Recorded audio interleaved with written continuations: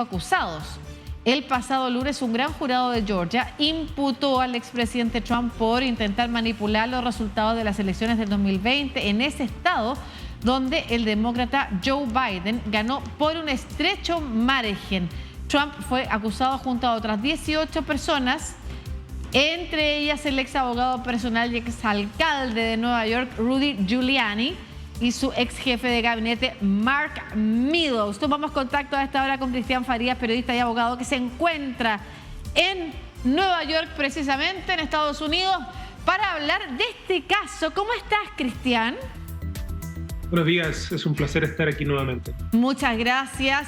Estamos hablando del cuarto, lo veníamos anunciando. Además, incluso en conversaciones previas, se espera todavía las acusaciones en Georgia, porque desde el 2021 se conocía un audio que en su momento también fue denunciado por las autoridades electorales, que eran republicanas además en Georgia, respecto del actuar del presidente Donald Trump en aquel entonces. Y solo quiero recordar, Cristian, antes de iniciar nuestra conversación, este diálogo que sostiene Donald Trump con el republicano Brad Raffensperger, que era el secretario de Estado de Georgia, en el que le dice: solo quiero encontrar 11.780 votos.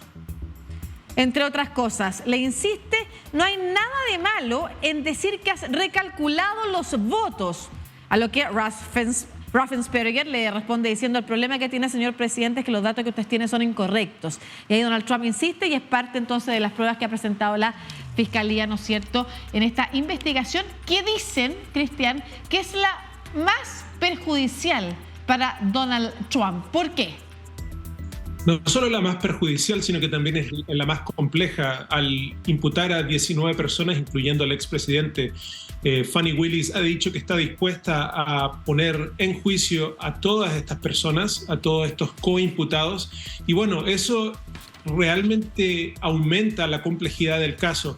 Y la realidad es que para llevar a cabo este juicio en marzo, con todos los otros cargos que tiene en su contra Donald Trump en otros estados, en otras jurisdicciones, a nivel federal y a nivel estatal, está por verse si es que esa fecha va a permanecer y va a ser la que va a regir, porque la realidad es que Donald Trump se enfrenta a cargos más serios, incluyendo el cargo por tratar de básicamente asirse del poder una vez que perdió lo que llevó a cabo el ataque en el Capitolio, que él lo incitó básicamente a que muchas personas en el Capitolio, y él ahí sí tomó actos, hizo cosas que fueron muy concretas para asegurarse de que el conteo de votos electorales no se llevara a cabo, para que el ex vicepresidente Mike Pence no llevara a cabo sus labores como vicepresidente con el conteo de los votos ahí en el Senado. Y bueno,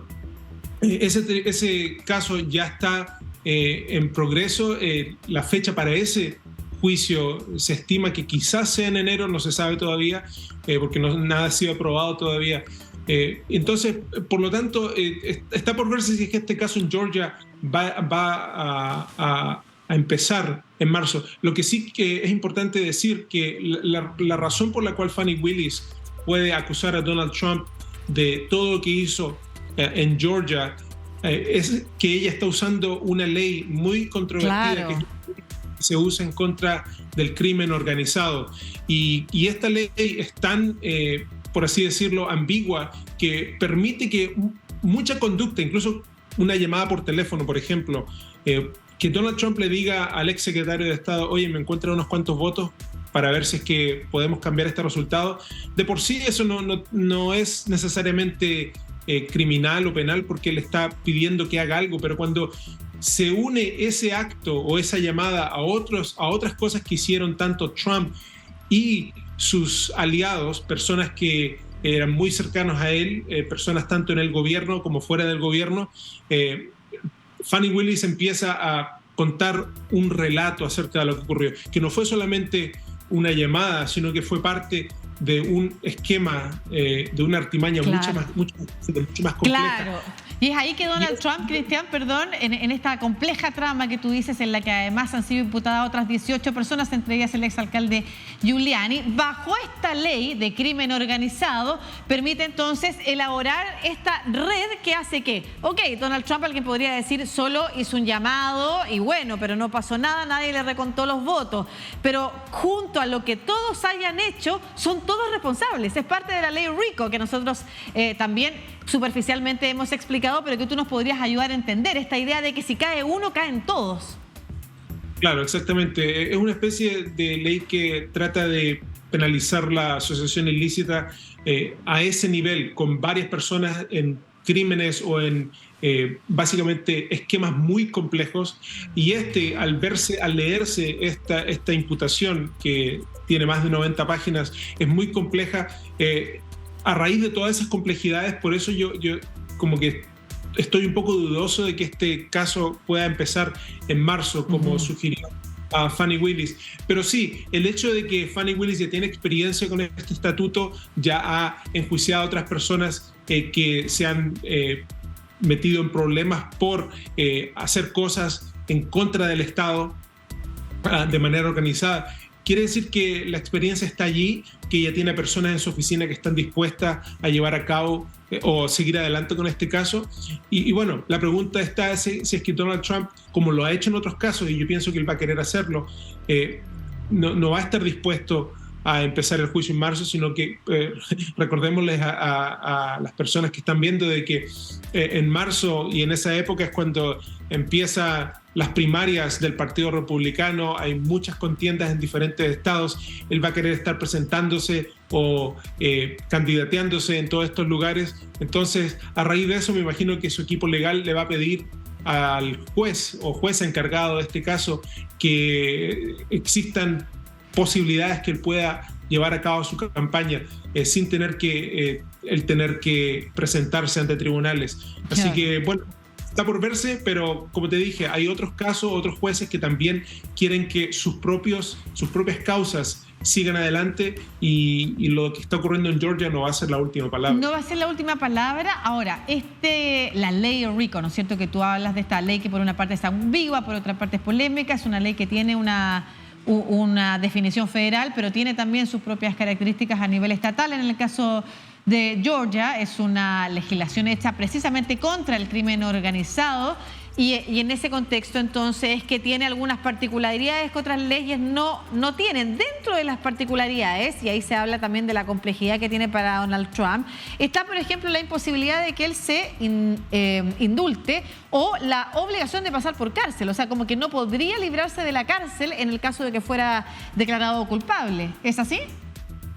Claro, el estatuto RICO es como, algunos expertos han dicho que es como un punto de exclamación. Si es que tú tienes un montón de cargos en tu contra y aparte de eso te agregan el cargo de RICO, es como que eso aumenta la posibilidad de que la persona vaya a la cárcel. Y claro, al ser un delito estatal y Trump estando candidateándose para una oficina federal, para la presidencia, un presidente no puede perdonar delitos estatales. Pero la realidad existe de que según el orden constitucional de este país, es que la presidencia es suprema por sobre los estados, la Constitución federal es suprema por sobre los estatutos que existen a nivel estatal. Entonces, bueno, sí, quizás Donald Trump no se pueda perdonar a sí mismo, pero al ser el jefe de gobierno a nivel federal, es posible también que algún juez esté de acuerdo de que él tenga que suspender su sentencia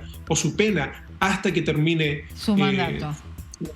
Entonces, claro, él sí se puede salvar quizás por 4 años, pero si es que es encontrado culpable, en cualquiera de estos casos, especialmente a nivel estatal, es posible que también pueda suspender su condena y que después la tenga que servir una vez terminando su mandato. Así que está por verse y estamos en un territorio constitucional que este país nunca ha visto antes. Nunca ha visto antes un escenario, como tú señalas, institucional también inédito respecto de un candidato que también señalaba que llegaba a la política para romper con los códigos tradicionales. Bueno, y es parte de lo que hemos visto también. El resultado es precisamente que con esas formas de de pasar a llevar de alguna manera la institución, de no respetarla, finalmente termina metiéndose en estos tremendos problemas en el marco de esta conversación que sostenemos con Cristian Faría de los 4 juicios que hay en contra de Donald Trump por los documentos clasificados que se fue para su casa y que en su condición de presidente, según él, no tenía por qué devolverlo aunque se los pidieran, por precisamente el caso de soborno en el marco de la campaña electoral, por la instigación al intento de golpe, ¿no es cierto?, de romper con la institucionalidad y el cambio de mando de Joe Biden en Washington. Ese es el único cargo federal, de hecho, y en este caso el último entonces, pero que podría ser uno de los más complejos. Muchas gracias, Cristian Faría, periodista y abogado desde Estados Unidos, precisamente contándonos más detalles sobre este proceso legislativo. Y me parece que interesante lo que has dicho es, vamos a ver si efectivamente esto se produce en las fechas en las que ha estipulado la fiscal, porque los otros casos están también bastante complejos. Muchas gracias, que estés bien. Sí, un placer. Un placer.